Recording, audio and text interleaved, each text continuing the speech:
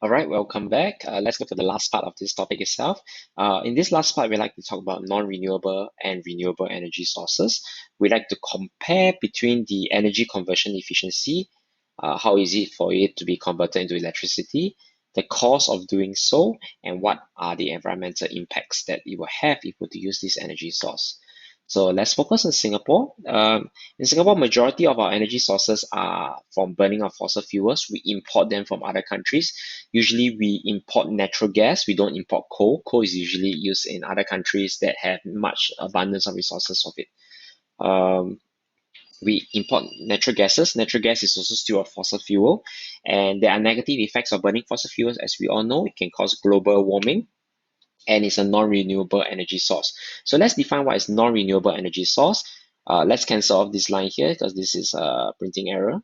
Okay, a non-renewable energy source is defined as energy from natural sources that cannot be replenished at a sustainable rate. That means it will be used up. We are not able to replenish it in time. So a few examples of this would be coal, natural gas, petroleum. This is common as what we all know. So non-renewable sources. One is fossil fuel. You basically take chemical potential energy, you burn it, you heat up the steam, you change into heat energy, the steam becomes kinetic energy, the kinetic energy will turn the turbine will produce electrical energy. So this is how a fossil fuel actually works in the power station. How efficient is it? It's very efficient because most of the countries have well-established energy distribution system. Most of the countries also have good technologies.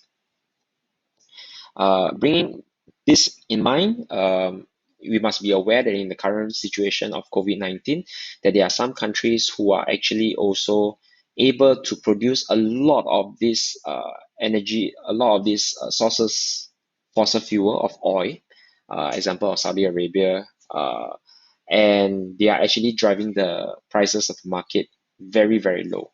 Okay, we must also be aware the cost is rising because there's a declining supply of fossil fuels and there's a rising demand for energy. But as of the current situation of COVID-19, the demand for energy is low because everybody's isolated, everybody's quarantined, nobody is able to carry on their factory work, nobody requires energy at all. So in this case, that's why currently the oil prices are falling.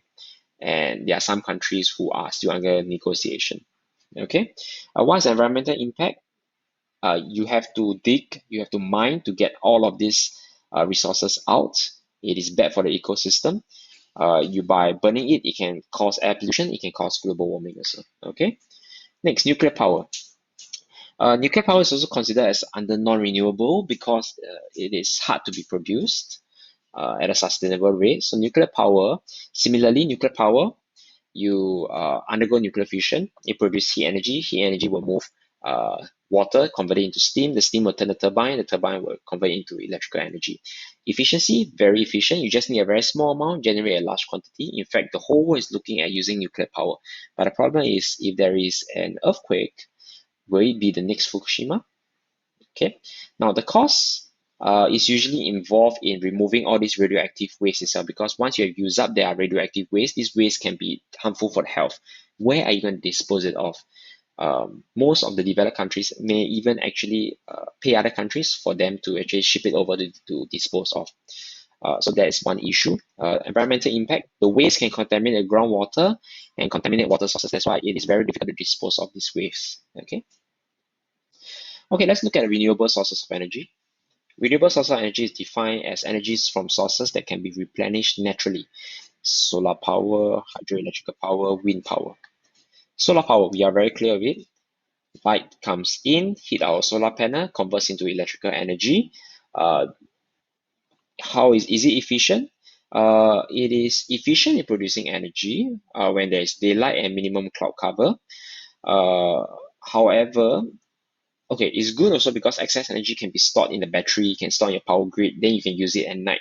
However, it's not as efficient as what everybody thinks. I think it's around 30+%. So if 100 joules of energy sunlight comes in, maybe only 30 joules is converted into electrical energy. Yes. What is the cost? High cost in manufacturing the solar panels, but however, the cost of the sunlight is free. At the same time, the cost is dropping, so slowly we'll start to adapt more of it. As you can see, we have a lot of it at the HDB rooftop. So what is the environmental impact? It's clean energy. It requires a large area, and it requires these solar panels to be installed over very big areas. So how is Singapore using it? Singapore actually put it on the reservoir. We actually trying it out at various places in Singapore at the reservoirs itself to generate electrical energy. Is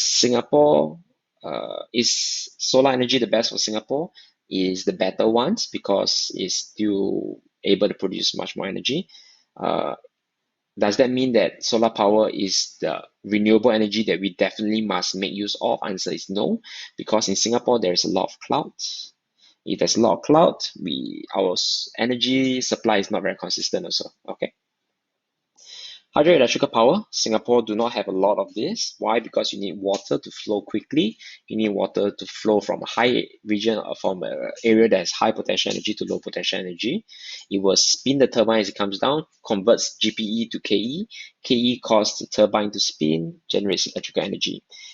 Most efficient source of energy because water flow is concentrated, can be easily controlled. Cost, expensive to build dam, difficult to maintain. Environmental impact, clean energy, but building the dam disrupts ecosystems. It also has to shift people who are staying downstream of the dams itself. So example, currently I think Vietnam, Cambodia, Thailand, they are actually building a very big dam across the whole river.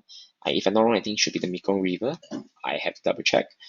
What happens now is they have shelved off all the plan because it is disrupting a lot of lives and it is not sustainable because the cost is very high.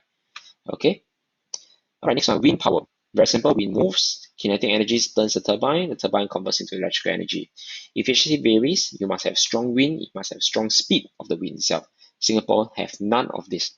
So we cannot use the turbine very effectively. Cost of wind power is falling because the energy is improving. Wind is free, just need to maintain it. What is the environmental impact? It's clean, no problem, but the spinning sound itself causes noise pollution, and it is not very good for the health of people because constantly there's the sound of the moving turbine outside your house. You'll not be able to enjoy your life. Okay, so with that, we'll end off on renewable and non-renewable energy. All right, thank you very much.